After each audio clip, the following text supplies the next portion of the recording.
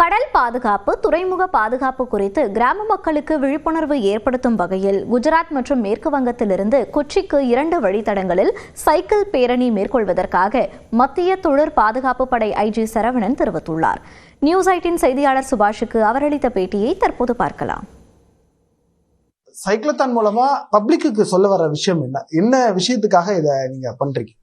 இந்த சைக்கிளாத்தான் மெயினா coastal awareness create பண்றதுக்கு தான் இந்த சைக்கிளாத்தான் ஆரம்பிச்சதுங்க.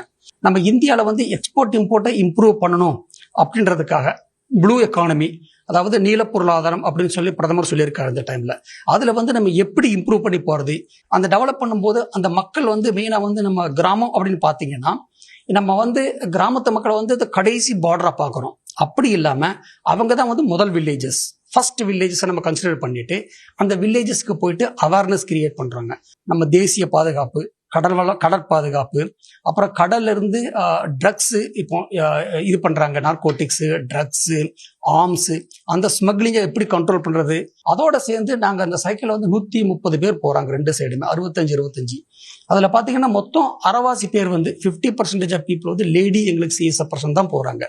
அவங்களும் அங்க போகும்போது அங்க இருக்க பெண்களுக்கு அவங்களோட அவேர்னஸ் கிரியேட் பண்றதுக்காகவும், இந்த CSF பத்தி அவங்களுக்கு கொஞ்சம் எடுத்து சொல்றதுக்காகவும், தேச பாதுகாப்பு, கடற்வள பாதுகாப்பு, அப்புறம் கடலை எப்படி பாதுகாத்து கொண்டு வரணும், பொல்யூஷன் எல்லாம் கொண்டு வரணும், அதை பத்தி சொல்றதுக்காகவும், அதே மாதிரி நாங்கள் CAPF central armed police forces அப்படின்போம். எல்லாம் அந்த 5 ஃபோர்ஸஸ் சேர்ந்துட்டு அந்த ஃபோர்ஸஸ்ல ரெக்ரூட்மெண்ட் எப்படி நடக்குது, அதைய பத்தி ப்ரீ ரெக்ரூட்மெண்ட் ட்ரைனிங்கும், அவங்களுக்கு தேவையான நோட்டு, புக்ஸ் எல்லாமே கொடுத்து அதை பத்தி அவங்களுக்கு ஒரு அவேர்னஸ் கிரியேட் பண்றோம்.